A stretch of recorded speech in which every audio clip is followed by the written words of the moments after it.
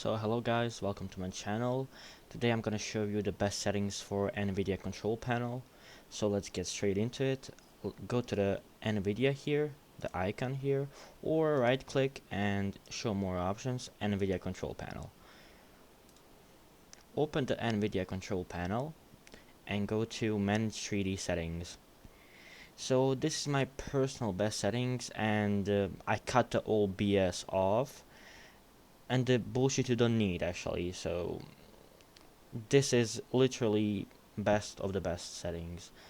I tested it on I think 4 is benchmark or something like that, and there was a slight FPS like increasement, maybe like 5 to 10.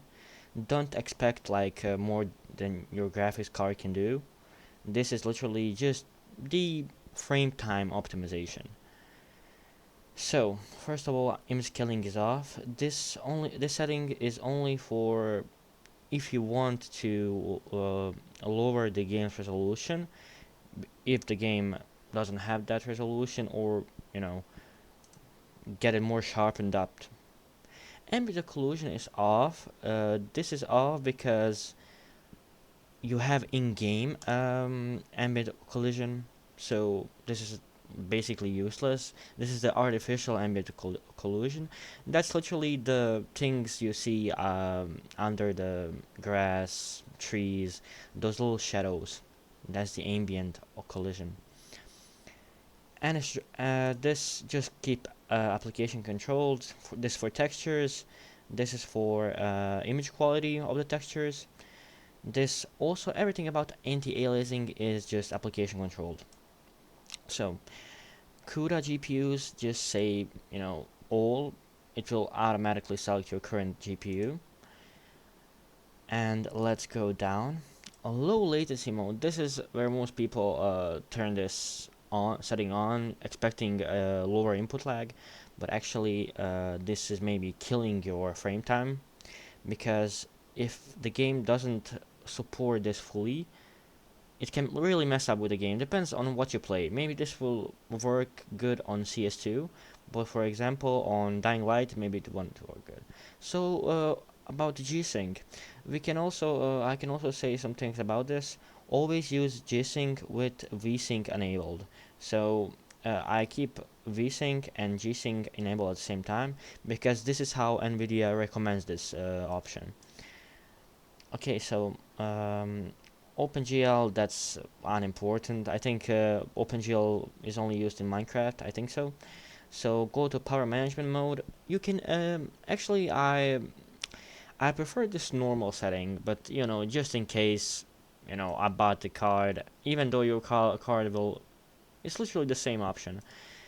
When this option is on, your card will always run at the highest clock speeds, even though when you're not in game. So prefer refresh rate. You can always select here highest available, and I think this is the best option. I just didn't change it for some reason. Shader cache unlimited. This is good for stuttering issues, because most of the games in Unreal Engine use the shader accumulation or like shader preloading, so your games run smoothly. And texture filtering, this is on. Thread optimization auto. Triple buffering is off.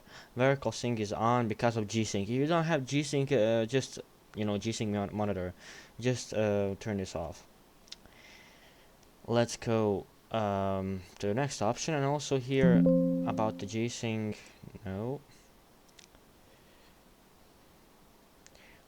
Also here in the G-Sync, just enable here and this, and select your monitor, and that's it. So let's go to the next app, and that's NVIDIA app.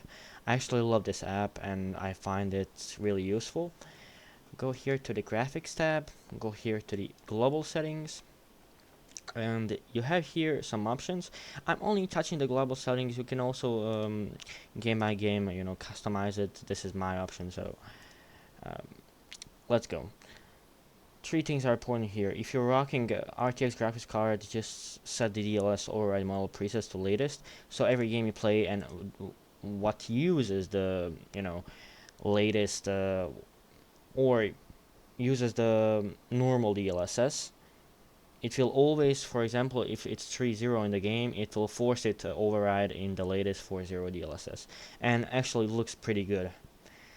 Smooth motion is off. This is only for emulators. I use this for SNES and things that are older.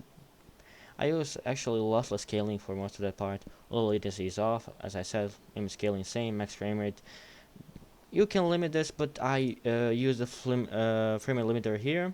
And actually I need to set this 170. That's my refresh rate on the monitor. And power management same, shader gets same, vertical sync on because of G-Sync.